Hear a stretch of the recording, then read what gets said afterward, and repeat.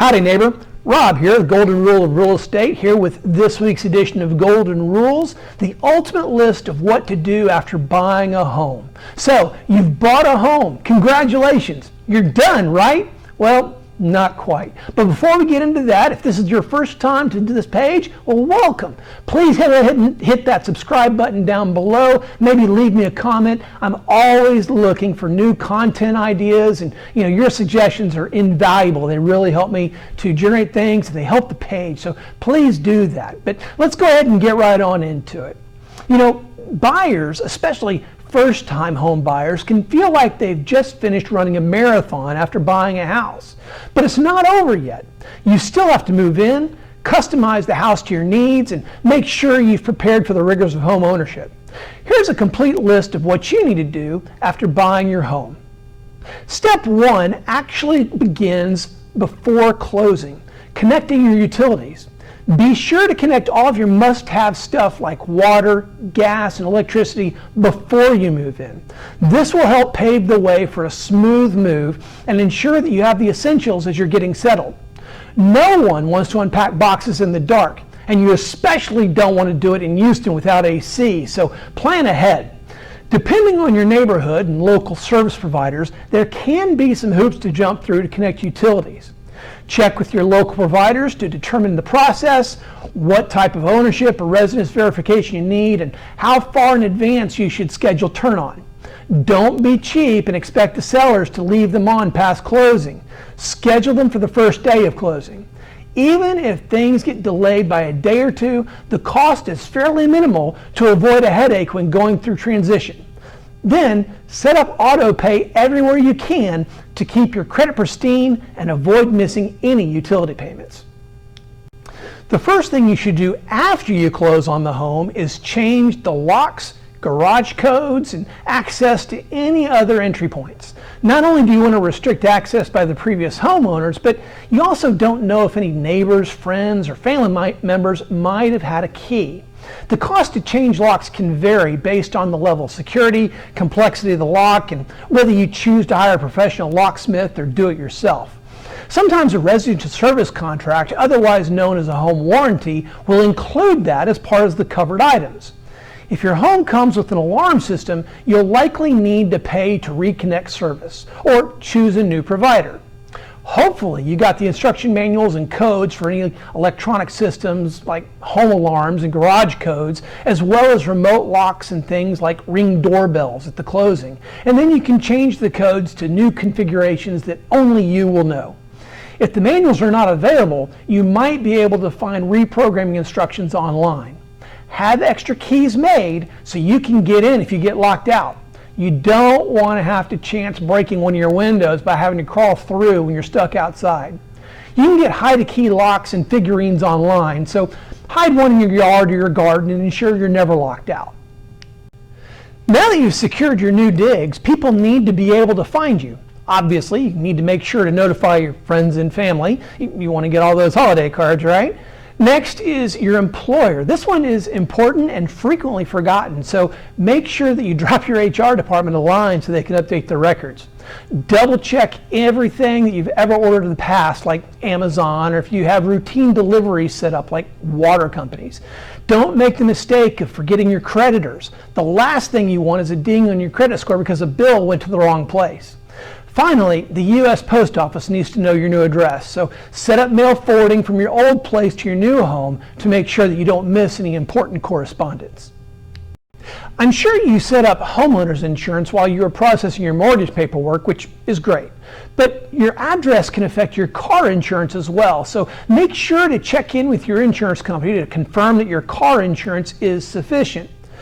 Talk to your agent about how your shiny new home affects other insurance products. Many agencies offer a bundling discount, so don't leave money on the table by not bundling all your insurance products.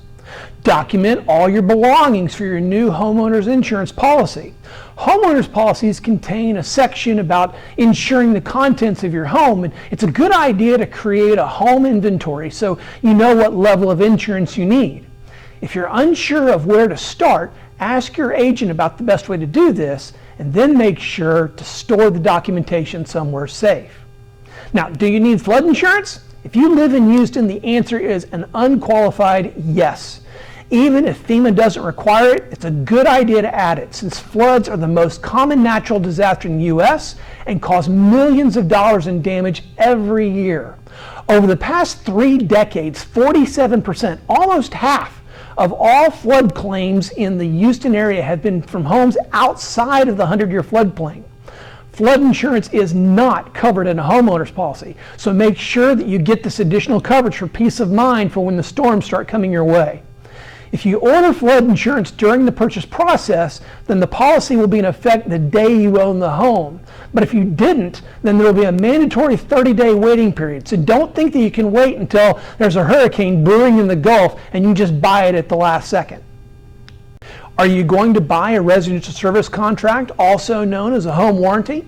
When you bought your home, you might have been successful in negotiating a service contract to be paid for by the seller for a year or two. But if that didn't happen, you might want to look into buying one yourself.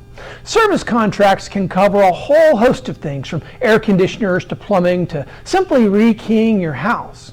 Now, know that anything that turned up as broken or malfunctioning during the inspection process is usually not covered. The purpose of the home warranty is to cover something that was working on the day you bought the home, but isn't anymore. Now, if you received a service contract, review the specifics so you know what's covered and how to file a claim. Most warranty companies will require that you send them a copy of the inspection report to establish that the item was working at the time that the policy went into effect. There are a whole host of companies that operate in Texas to choose from, and not every policy is the same. So if you decide to purchase a service contract, try to tailor it to your needs.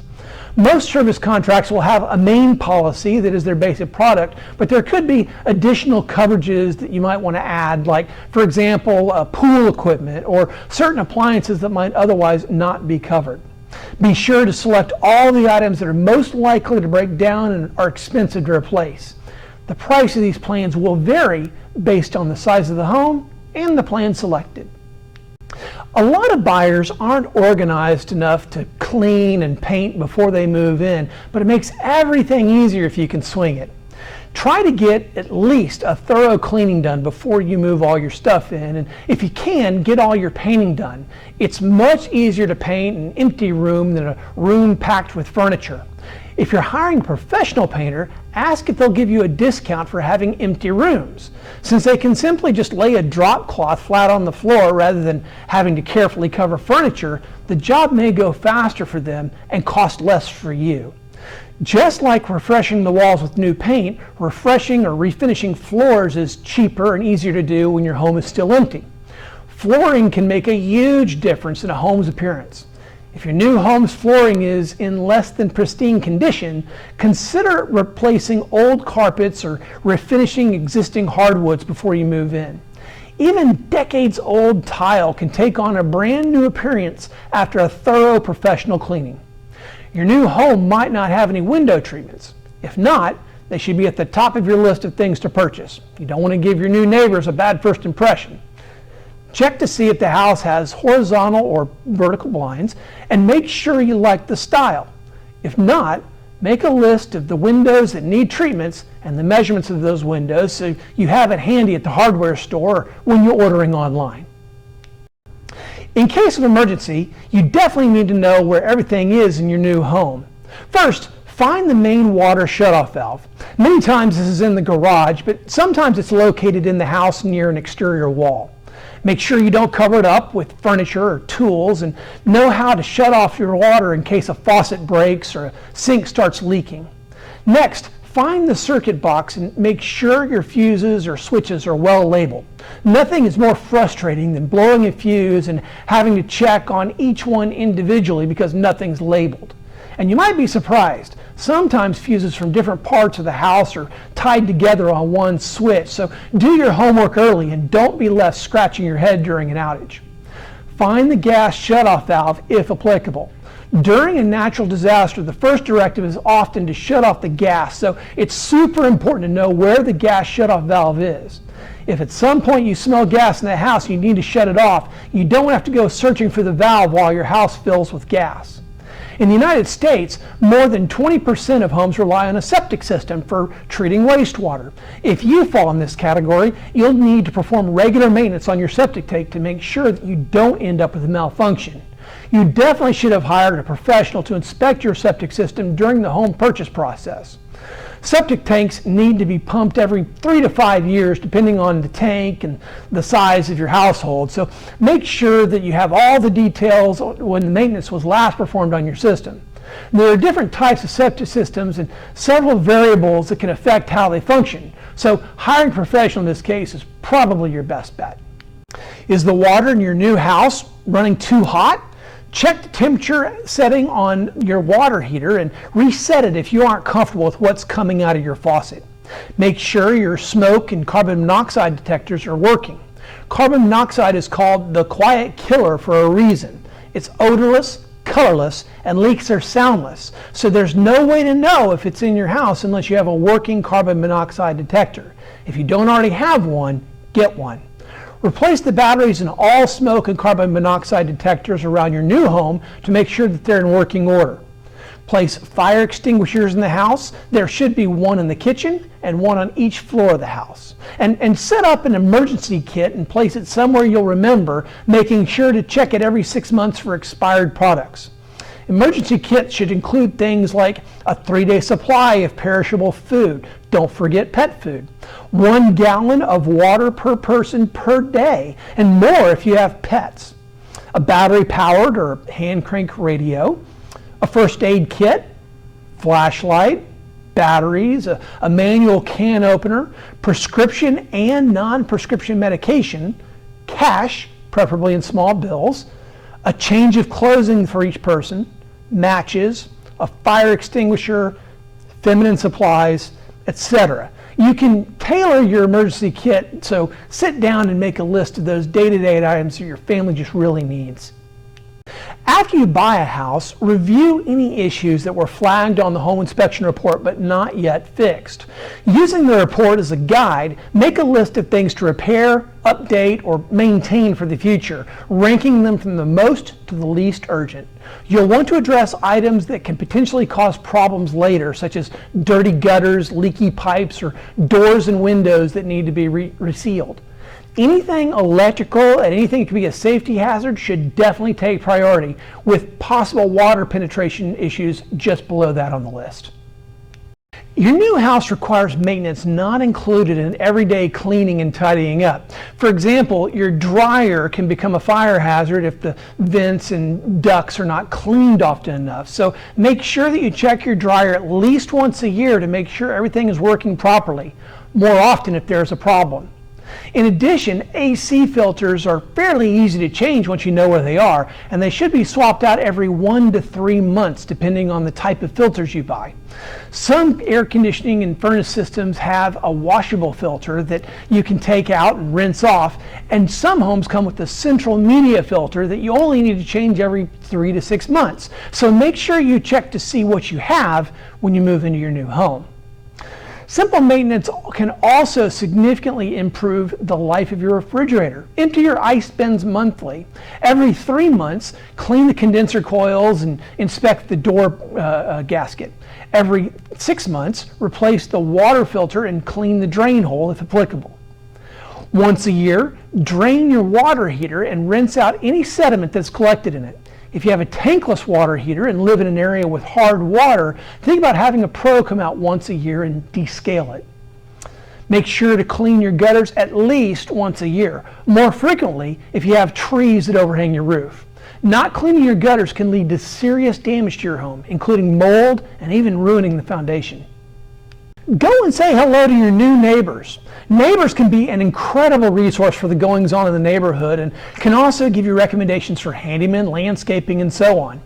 Does your neighborhood have a neighborhood watch? Are there neighborhood meetings you should be attending? Does the neighborhood have an annual block party or barbecue? Nextdoor, a social network specifically for your neighborhood, is also a great way to stay informed about events, sharing safety tips, and even finding babysitters and house sitters. If you're unsure about how to introduce yourself, a small party can be a great icebreaker for meeting your neighbors as well. Here's a couple other things that are not necessarily house related that can be very impactful once you move in. First and foremost, if you don't have a fireproof file box, get one to store your important documentation in. Make sure that you have copies of your mortgage documents and your insurance documents stashed someplace safe, like in the fireproof box or maybe in a bank safety deposit box. Do you have a will? If you don't, you probably should now that you have a large asset. If you do have a will or any other inheritance documents, be sure to have your lawyer rewrite it to include your new home. Now that you've got your dream home, the last thing you want is to be hit with an emergency that you're not financially prepared to cover. Try to put away at least 1% of your paycheck, more if you can, so you're not in trouble if problems do pop up. The general rule of thumb is to save a minimum of 1% of the home's purchase price each year for repairs. You might decide to hire pros to handle some of these tasks, and so if you're not handy, you need to factor that into your budget as well. Now, whether you're a first-time home buyer or buying your second or third home, these are the steps that you should take after buying a new home. If you have any questions about if you need a referral to a great contractor to handle repair that we've talked about around the house, well, feel free to reach out to me with the information below. I've got an active network of professionals who do great work for my clients. Be sure to hit that like button and comment as well. I'm always interested in what you have to say. Congratulations on your new home, and we'll see you soon.